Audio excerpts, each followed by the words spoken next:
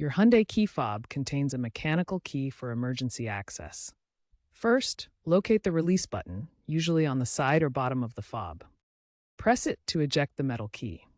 This key serves two purposes: unlocking your car manually if the battery dies, and crucially, opening the fob itself to replace the battery. Insert the released mechanical key into the seam or notch on the fob casing, typically along the edge. Gently twist or pry to separate the two halves. Avoid using metal tools as they can damage the plastic. The mechanical key is designed for this purpose to avoid scratching or damaging the plastic. Once the fob is open, you'll see the battery compartment, usually held in place by clips or screws. The standard battery is a CR2032 lithium coin battery. Note the polarity of the old battery before removing it. Insert the new CR2032 battery with the correct polarity, then carefully snap the case back together.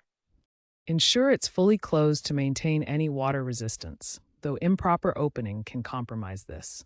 Finally, test the fob's functions: lock, unlock, and remote start to confirm the new battery is working. Replace battery every 2 to 3 years or 1 year in cold climates.